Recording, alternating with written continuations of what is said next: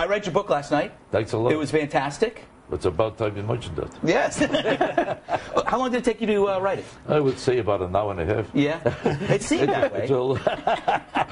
It was a long, hard job. These things don't come easy because I'm not like you. I'm a perfectionist about my work. Yes, that's true. When you're an incompetent like me. I want things to come out good, so it takes a lot of effort and time. Well, you needed two people to write it. Well, he only watched me write it. That's why I put his name down. Oh, okay. This is Raoul Felder, by the way, the great divorce attorney. Yeah. Probably the most brilliant legal mind in the world today. Yeah. That's right. So hopefully I won't need him. Let's hope for. You know who will need him soon? Don Imus. You've been following the big news. He's now been suspended for 2 weeks. I don't know how you could avoid following it. Let's go to the soundbite of the most pathetic moment in Imus's life where he's apologizing to Al Sharpton. We have that, I believe. And at the time I said it, I didn't think, I know, I'm just telling you what I thought. I didn't think it was racial. I wasn't even thinking racial.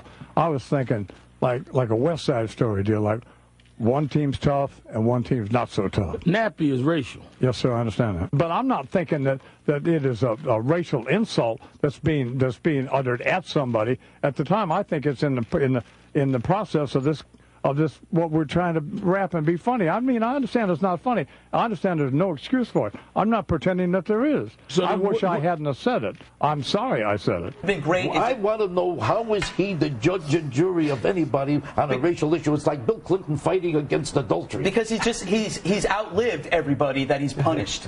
I mean, and also the thing is, what would have been great about Imus is if he said, "I will apologize if you apologize over Tawana Brawley." That would have saved his career. Now you're talking. I didn't expect him to make sense. Take a look. That's it. He only does it in the A block. You said an intelligent thing. Was this a first?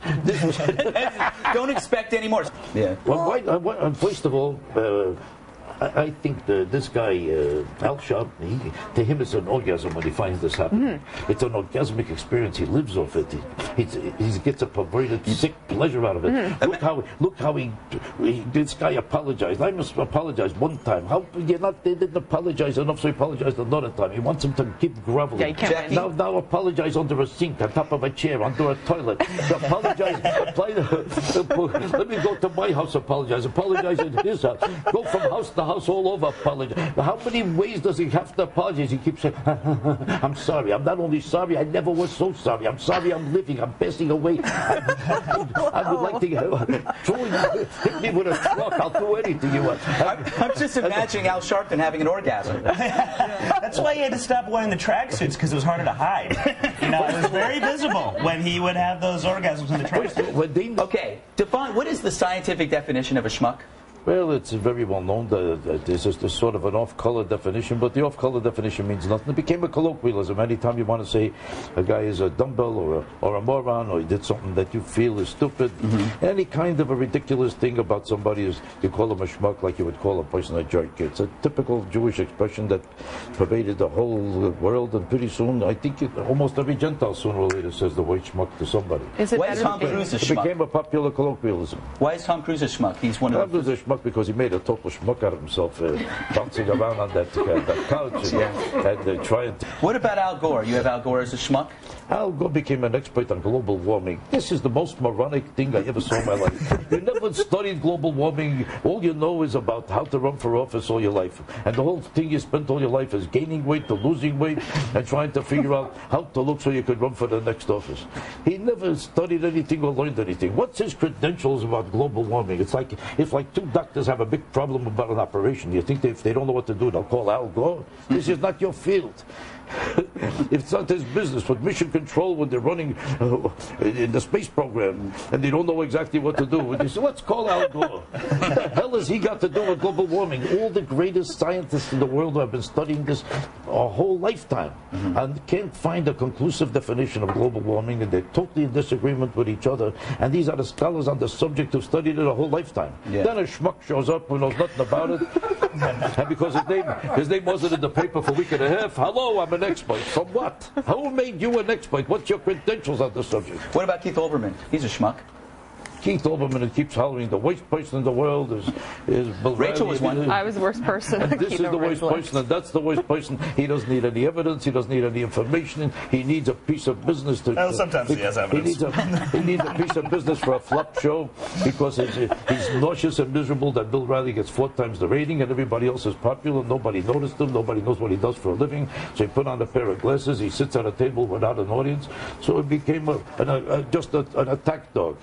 Attack people for a reason. What did Bill Riley do that's so harmful, that's so wrong? Every time he attacks him, it's about nothing, something without evidence, without point or purpose.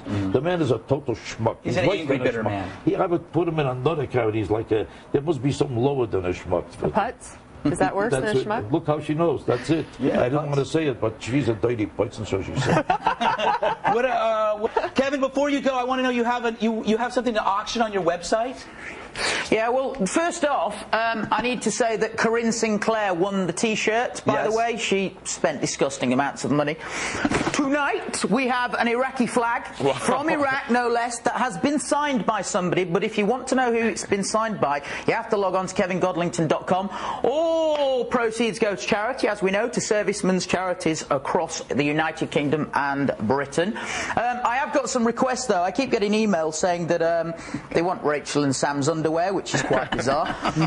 Bill's shirts and Greg and Andy's photos signed. So, guys, you need to send me some stuff so I can auction it and make some money for charity. I'll send some black stuff, by the way. Yeah, send some black stuff. I don't have any underwear for you. I'm sorry. All right, Kevin, we got to roll. Thank you.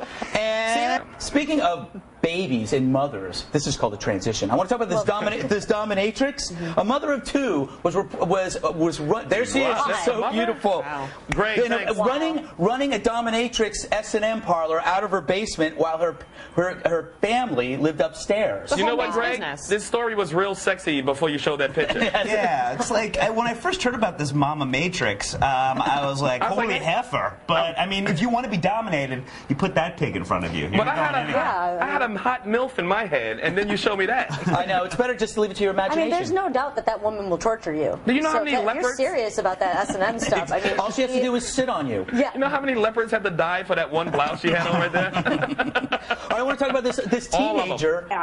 What did you? So you've been following the whole Imus controversy? Oh yeah, well, you know, I kind of like Imus, except he does go overboard. He's so kind of bully his people that works for him. Even sometimes when he's talking to them, he tells them how fat they are and how stupid they are. I don't know why they keep working. I don't know.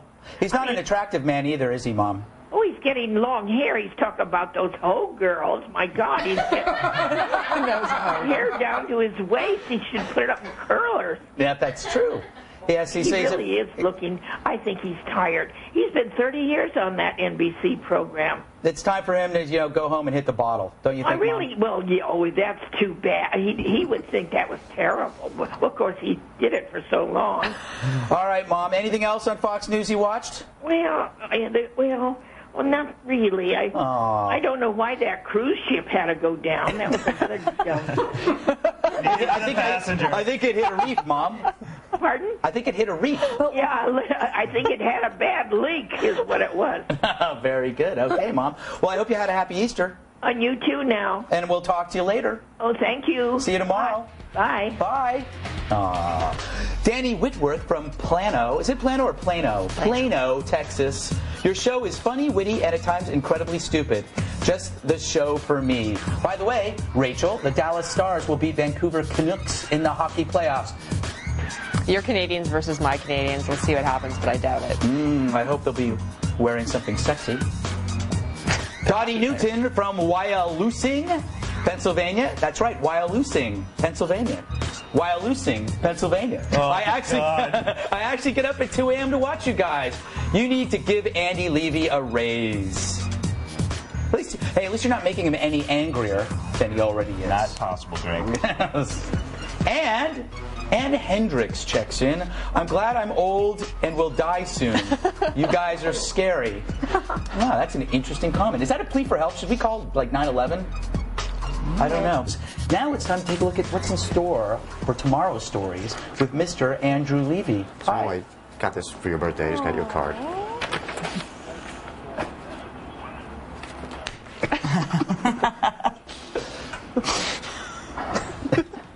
said we should have a skit together.